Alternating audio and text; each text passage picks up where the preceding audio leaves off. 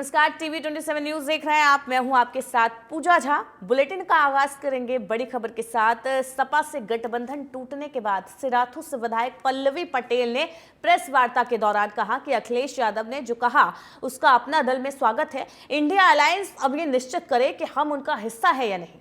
पल्लवी ने press conference में कहा कि इंडिया अलायंस ने बिहार में नीतीश कुमार के साथ जो किया वही यूपी में अखिलेश यादव ने किया है। पल्लवी ने यह तक कहा कि मैं अपना दल गठबंधन की विधायक हूं। सपा एनडीए अपने घटक दलों के साथ क्या करता है ये उनकी जिम्मेदारी है। हमने गठबंधन धर्म का पूरा पालन किया है। प्रेशर की राजनीति अपना दल नहीं करता है। पीडीए के प्रति हमारी प्रतिबद्धता है और आगे भी रहेगी। 2017 में 47 विधायक थे। जब 34% हुए तो सोच रहे थे कि आपके वोटर्स हैं। पीडीए ना बिखरा है और ना ही बिखरेगा। अगर अखिलेश यादव ये सोच रहे हैं कि पीडीए का वोटर सिर्फ उनका है तो वो बड़े भ्रम में है। पल्लवी ने कहा कि एनडीए से ऑफर आया तो वो इसके बारे में सोचेंगे जरूर। हमें राजनीति करनी है। उत्तर प्रदेश में समाजवादी पार्टी और पल्लवी पटेल की अपना दल कमेरावादी के बीच गठबंधन टूट गया। समाजवादी पार्टी के अध्यक्ष और यूपी के पूर्व सीएम अखिलेश यादव ने कमेरावादी से गठबंधन खत्म होने की बात कही है। अपना दल कमेरावादी के साथ गठबंधन के खत्म होने पर अखिलेश यादव ने कहा कि गठबंधन विधानसभा चुनाव 2022 के लिए था, 24 के लिए नहीं था।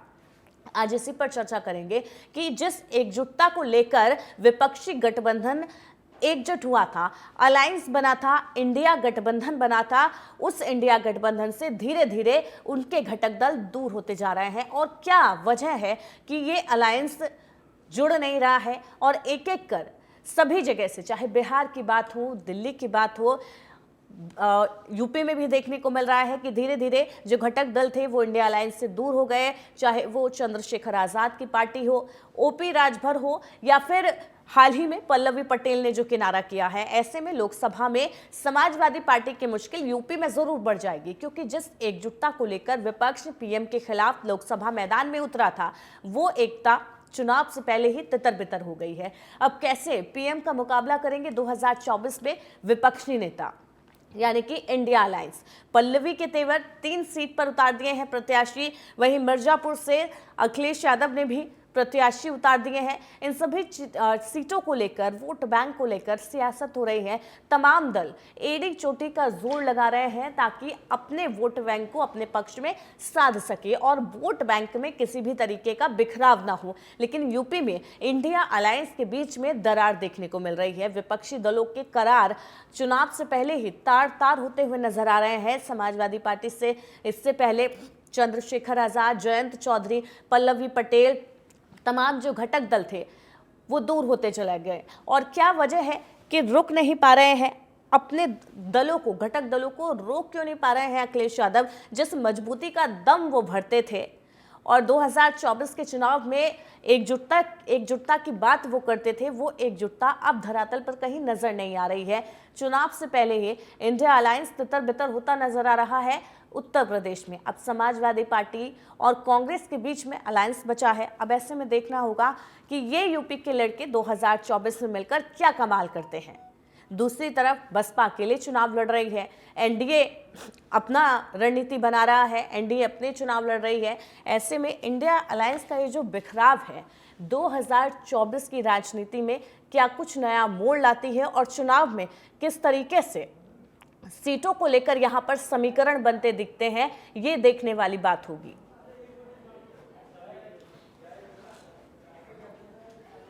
तो यूपी में इंडिया अलायंस के बीच में दरार होती दिख रही है। विपक्षी दलों के करार अब चुनाव से पहले ही तार तार होते नजर आ रहे हैं। पल्लवी पटेल भी अब समाजवादी पार्टी से किनारा करती हुई नजर आ रही हैं। जिस तरीके से वो बयान दे रही हैं कि Akhilesh Yadav PDA vote bank को लेकर भ्रम में है। अगर अखिलेश को लगता है कि पीडीए का वोट बैंक सिर्फ उनका है तो वो बड़े भ्रम में है। पीडीए का जो वोट बैंक है वो बिखरा नहीं है और अगर उनको एनडीए से ऑफर आता है तो वो जरूर इसके बारे में सोचेंगी। एक तरीके से संकेत दे रही हैं कि एनडीए में जाने को पल्लवी तैयार हैं।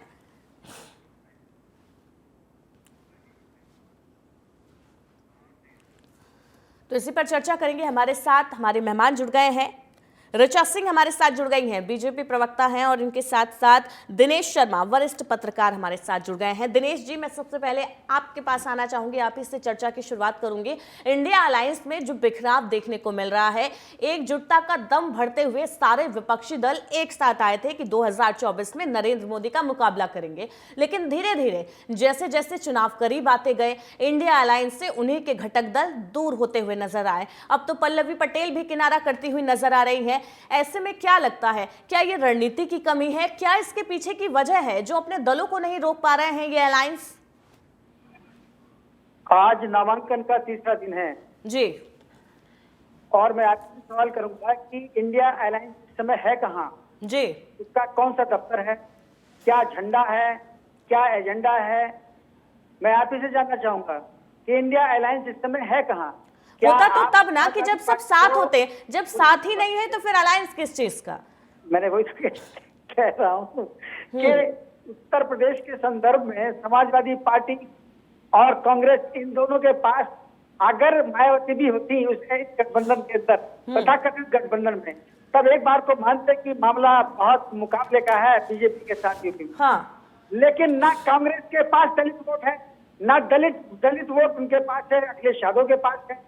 पल्लवी जी का जहां तक आपने जिक्र किया, आई एम सॉरी, मैं एक शब्द कहूंगा, जिनको बोलते हैं बेपेंदी के लोटे, कभी इधर लुढ़क गए, कभी इधर लुढ़क गए, और इनका उद्देश्य केवल सत्ता की मलाई चाटना है और अपने को राजनीतिक रूप से स्थापित करना है। क्योंकि बेरोजगारी दूर करने के बहुत सारे तरीके होते हैं, जिसमें राजनीति, वकालत और पत्रकारिता, ये तीन लोगों ने पकड़ लिए हैं कि इनमें रहिएगा तो घर जीवन चलता रहेगा। तो उसी में पल्लवी है। तो कहने का मतलब यह है कि हम कैसे मान लें कि उत्तर प्रदेश के अंदर इंडिया अलायंस है। और इसके बिखराव का जहां तक सवाल है, 3 दिन हो गए आज नामांकन को होते हुए, तो चुनाव शुरू हो चुका है।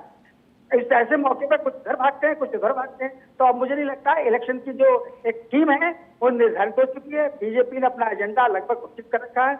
बाकी ये लोग अपना, एक बात मैं और कहूंगा, बिल्कुल सही कहा आपने, अब चुनाव करीब है, ऐसे में जिस तरीके से बिखराव देखने को मिल रहा है, ये कहीं ना कहीं आप ही की रणनीति को कमजोर कर रहा है और जनता के बीच में ये संदेश देने का काम कर रहा है कि जब आपस में ही आप लोग एकजुट नहीं है तो फिर सत्ता कैसे संभालेंगे। ऋचा जी, आपको क्या लगता है, अगर अनुप्रिया पटेल बीजेपी में आती हैं तो क्या उनका स्वागत किया जाएगा? जिस तरीके से वो संकेत भी दे रही हैं कि अगर एनडीए से ऑफर आता है तो वो जरूर सोचेंगे, क्या लग रहा है, जिस तरीके से उन्होंने समाजवादी पार्टी से किनारा किया है, आपके यहाँ उनका स्वागत होगा? जी देखिए, अनुप्रिया पटेल जी तो पहले से हमारे साथ हैं भारतीय जनता पार्टी के साथ। सवाल आज पल्लवी पटेल जी को लेकर है, लेकिन आपसे स्पष्ट रूप से कहना चाहती हूँ कि ऐसा कोई बचा नहीं जिसको अखिलेश यादव जी ने ठगा नहीं। समाजवादी पार्टी आज सिर्फ परिवारवादी पार्टी बनकर रह गई है। इनके जो भी घटक दल थे साथी, वो लगातार इनसे एक एक करके अलग होते चले जा रहे हैं। पहले उन्होंने बसपा के साथ गठबंधन किया, बसपा ने उनको दलित विरोधी पार्टी बताकर इनसे अपना किनारा कर लिया। फिर इसके बाद इन्होंने जयंत चौधरी जी ने इनसे किनारा कर लिया। इनके साथ सुभाषपा थी, राजभर जी चले गए इनको छोड़कर। आज महान दल ने भी, केशव देव मौर्य ने भी अपना गठबंधन समाजवादी पार्टी के साथ तोड़ दिया है और उसी क्रम में पल्लवी पटेल जी ने भी आज स्पष्ट रूप से बता दिया है कि किस तरीके से अखिलेश यादव जी को अपने गठबंधन के दलों का सम्मान करना नहीं आता है। और देखिए, ये बहुत स्वाभाविक सी बात है। ये वही समाजवादी पार्टी है जिसमें अखिलेश यादव जी ने भरे मन से आदरणीय नेता मुलायम सिंह यादव जी को धक्का देने का काम किया था। ये वही समाजवादी पार्टी है जिसने अपने चाचा श्री शिवपाल यादव जी को पार्टी से बाहर निकालने का काम किया था। तो इनसे आप क्या अपेक्षा करते हैं? लेकिन बाद में वही चाचा भतीजे फिर साथ भी आ गए थे, वो आपने नहीं देखा? आपको मेरी आवाज पहुंच रही है? मैं ये कह रही हूँ कि बाद में वो चाचा भतीजे साथ भी आ गए थे। भले से मनमुटाव परिवार में होता है, लेकिन इसका मतलब ये नहीं कि पार्टी से अलग हो गए या फिर वो हमेशा के लिए किनारा हो जाए। जब बात बनती है तो तब साथ आते हैं। तो ये मतभेद तो हर जगह होता है। उस मनमुटाव की तो ये स्थिति है कि बदायूं से शिवपाल यादव जी लड़ने के लिए तैयार नहीं है। धर्मेंद्र यादव जी ने पहले ही मना कर दिया है और अब गठबंधन के दलों ने भी लगातार समाजवादी पार्टी से। तो ऋचा जी, क्या लग रहा है आपके लिए? यूपी में रहा तो और आसान हो गई है, अब आपके लिए कोई ज्यादा बड़ा मुकाबला तो बचा नहीं है। कितनी सीटें ला रही है फिर आप? हम तो 4 जून को 400 पार करने जा रहे हैं। आदरणीय प्रधानमंत्री श्री नरेंद्र मोदी जी के नेतृत्व में भारतीय जनता पार्टी, लेकिन जिस तरीके से किसानों की नाराजगी और बार बार अभ्यर्थियों के जो भर्ती पेपर लीक हो रहे हैं, ये मुद्दा भी यूपी में काफी गर्म है, ये आपके लिए मुश्किलें खड़ी करेगा? जी देखिए, जो भर्ती लीकेज का मामला है, मैं आपको स्पष्ट करना चाहती हूँ कि समाजवादी पार्टी जिस लीकेज सिस्टम को छोड़ कर गई थी, उसको लगातार भारतीय जनता पार्टी आदरणीय योगी आदित्यनाथ जी के नेतृत्व में ठीक करने का काम कर रही है। जो भी अभ्यर्थियों के और युवाओं के भविष्य से खिलवाड़ करने का काम करेगा या कोशिश करेगा, उसके साथ कड़ी से कड़ी कार्रवाई होगी। आपने देखा कि ये वो दौर नहीं है जब 2012 से 17 के बीच में अभ्यर्थी आंदोलन करते रहते थे और अनिल यादव जी और अखिलेश यादव जी के कान पर जू नहीं रही थी। आज अभ्यर्थियों के जो भी दिक्कतें हैं उसको माननीय योगी आदित्यनाथ जी सामने से उनसे बातचीत कर रहे हैं, संवाद कर रहे हैं और उसका तत्काल रिजॉल्व कर रहे हैं। और सिर्फ यही नहीं, उन्होंने पेपर लीक करने वाले अपराधियों को स्पष्ट रूप से संदेश दे दिया है कि युवाओं से खिलवाड़ करने वाले लोगों को उत्तर प्रदेश में जगह नहीं मिलेगी। देखिए, चुनाव ऋचा जी, ये अच्छी बात है कि जो आरोपी हैं इस पूरे मामले के पर जो आरोपी हैं उन पर कड़ी कार्रवाई हो रही है, लेकिन पेपर लीक होना भी अपने आप में कहीं ना कहीं सिस्टम पर बड़ा सवाल खड़ा करता है। खैर दिनेश जी, मैं आपके पास आना चाहूंगी, आपसे जानना चाहूंगी, जिस तरीके से अखिलेश यादव सत्ता में रह चुके हैं, वो खुद मुख्यमंत्री रह चुके हैं और अभी सभी घटक दलों को एकजुट ना कर पाना कहीं ना कहीं उनकी रणनीति को कमजोर कर रहा है।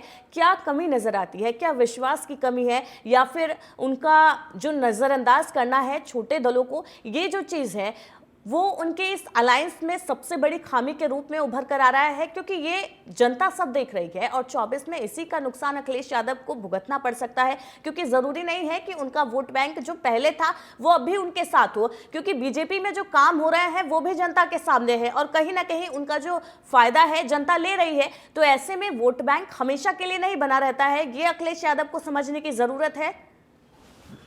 देखिए, उत्तर प्रदेश के संदर्भ में ये बात होती है तो मैं ये कहूंगा कि धरती पुत्र मुलायम सिंह यादव जो बहुत बड़े धर्मनिरपेक्ष नेता कहलाते थे, वो भी कभी भी अपने बूते पर सारे घटकों को, सारे दलों को एक मंच पर नहीं ला पाए और 3 बार उनकी सरकार जोड़ तोड़ सकती।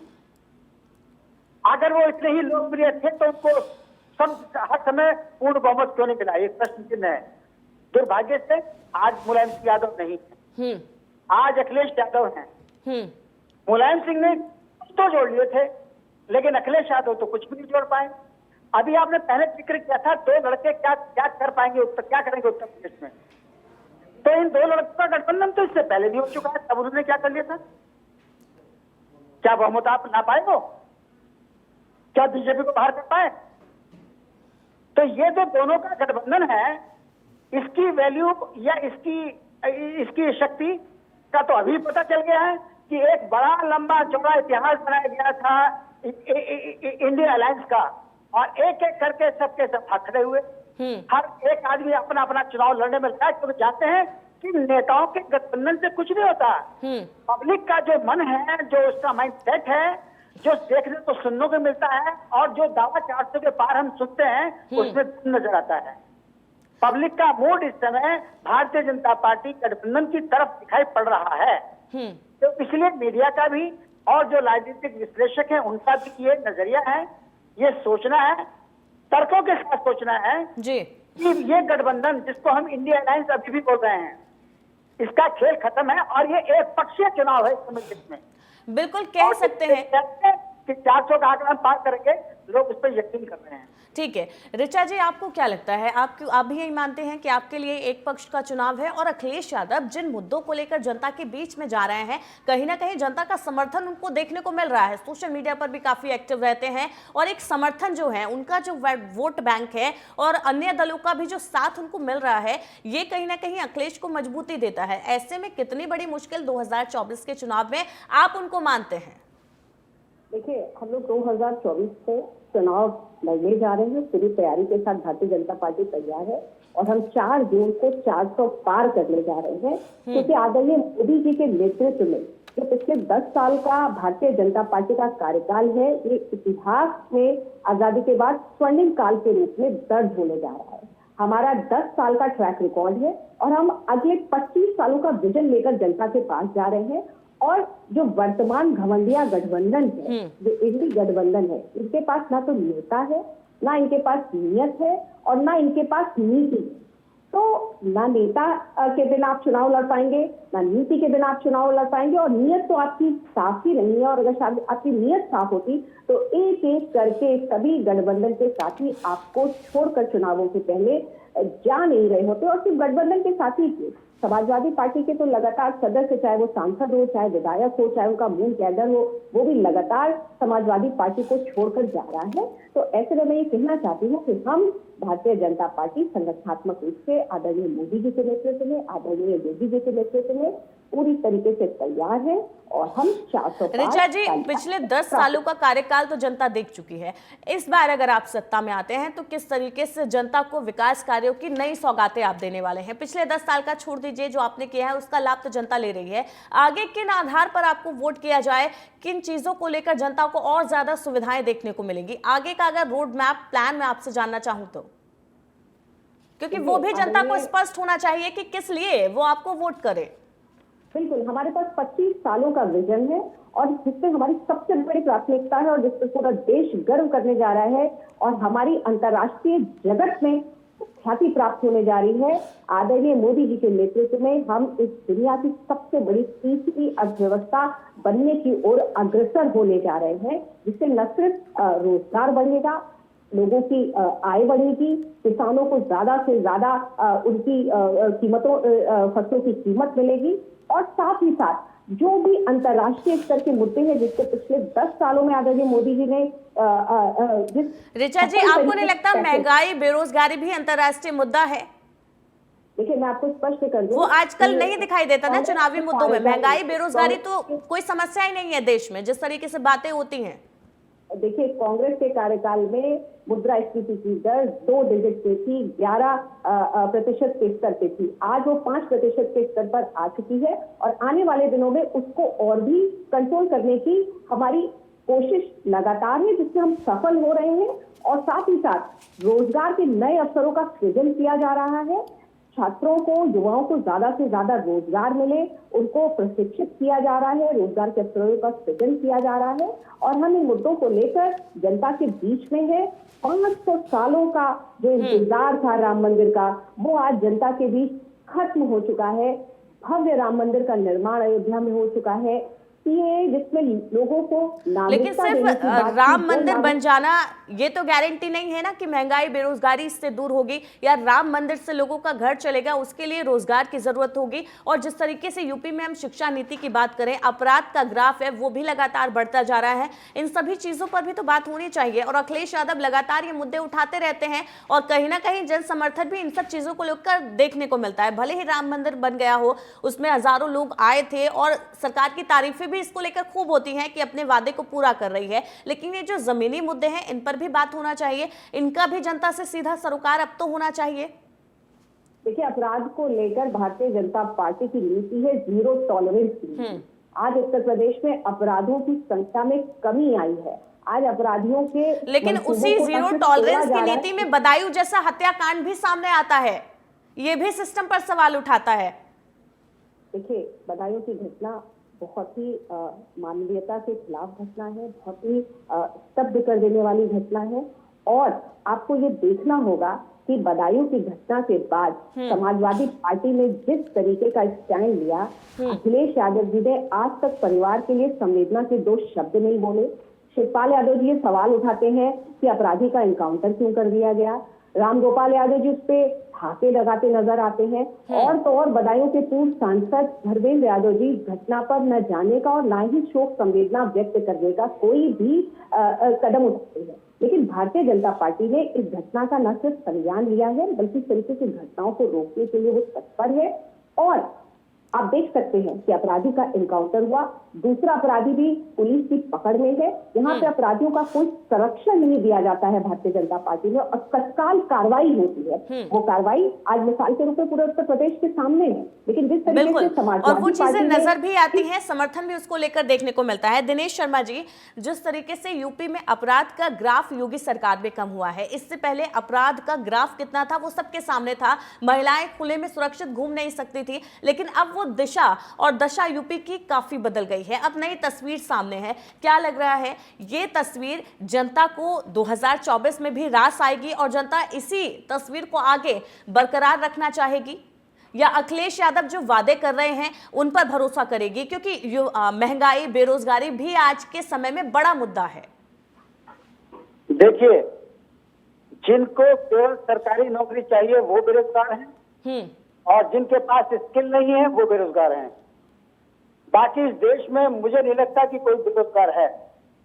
अगर आप रोजगार के लिए निकले तो आपको कहीं ना कहीं कोई ना कोई ऐसे अवसर मिल जाएंगे कि जिसमें कि आप अपनी रोजी रोटी चला सकते हैं। क्या रेडी टांगे वाले जो आप देखती हैं, क्या वो बेरोजगार हैं? एक बात। दूसरी बात, बेरोजगारी का मुद्दा एक अंतर्राष्ट्रीय मुद्दा है। ये मुद्दा केवल उत्तर प्रदेश और देश का नहीं है, और दूसरे देशों में और भी भयंकर बेरोजगारी है। तो इसलिए चुनाव के अंदर लेकिन हम दूसरे देशों से इस चीज में तो अंतर नहीं कर सकते कि दूसरे देश में ज्यादा बेरोजगारी है, हमारे यहाँ कम है। हमारे यहाँ ना हो, हमारी कोशिश ये होनी चाहिए और हमारी नीतियां इसको लेकर स्पष्ट होनी चाहिए, यही सरकार की कोशिश भी होनी चाहिए, लेकिन ऐसा होता दिखाई नहीं देता है। क्यों? जब जीडीपी की तुलना अंतर्राष्ट्रीय देशों से की जाती है तो फिर आप इस मुद्दे को कैसे नहीं उठाएंगे? आपकी जो जीडीपी की तुलना अमेरिका, जापान और दूसरे देशों से की जाती है कि नहीं की जाती है? यूपी में 2 बार ग्लोबल इन्वेस्टर समिट हो चुका है, लेकिन उन समिट के जरिए अब तक कितना रोजगार प्रदेश में आया, इसको लेकर सरकार कभी सामने नहीं आई, ना प्रेस कॉन्फ्रेंस की गई। हाँ, इतने बॉन्ड हुए हैं ये जरूर सामने आता रहा है, लेकिन कितने रोजगार उनसे बने हैं ये नहीं पता चला ना। मेरी बात सुनिएगा जरा। बोलिए।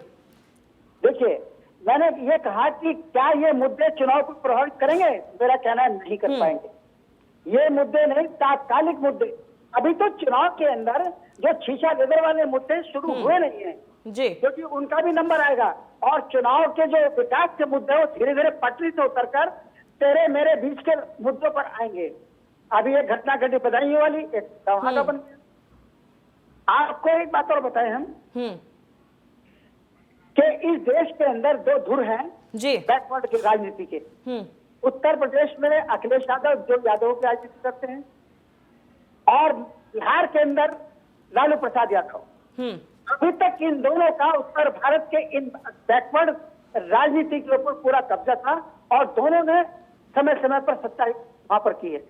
लेकिन भारतीय जनता पार्टी ने जो मैंने एनालिसिस की, भारतीय जनता पार्टी ने जो अति बैकवर्ड का मुद्दा अपने हाथ में लिया है, और जिस प्रकार से हरियाणा में जाट राजनीति के खिलाफ बैकवर्ड राजनीति उतारती, और जिस तरह से मध्य प्रदेश के अंदर बैकवर्ड राजनीति उतारती, जिस प्रकार और भी जगहों पर बैकवर्ड कार्ड खेले हैं, ये वो मुद्दा है जिसमें इन 2 छत्रपों का जो पीडीए वाला फार्मूला है वो धराशायी हो जाएगा। यानी कि विपक्ष को धराशायी करने के लिए बीजेपी ने जो रणनीति बनाई थी उसमें वो सफल हो गई है चुनाव से पहले ही, और खुद ही विपक्ष तितर बितर हो गया है। आप दोनों का बहुत बहुत शुक्रिया मेरे साथ चर्चा में जुड़ने के लिए। चुनाव करीब है, जनता भी सब देख रही है और समझ भी रही है। इसी समझ पर वो अपना मत तय करेगी, चुनाव के दिन कौन सा बटन दबाना है। अब ऐसे में राजनीतिक पार्टियों को सोचना होगा, अब उनका हर कदम राजनीति के गलियारे में उनके वोटों को जोड़ने और तोड़ने दोनों का काम कर सकता है। इसलिए संभलने की घड़ी है, ठहरने की घड़ी है, क्योंकि चुनाव की परीक्षा है। इसलिए तैयारी भरपूर होनी चाहिए, जो जनता के दिल तक पहुंच सके, तभी उनका मत नेता, उनके पक्ष में उनका मत सुरक्षित रह सकेगा। फिलहाल के लिए इतना ही। लगातार खबरों के लिए बने रहिए TV 27 न्यूज के साथ।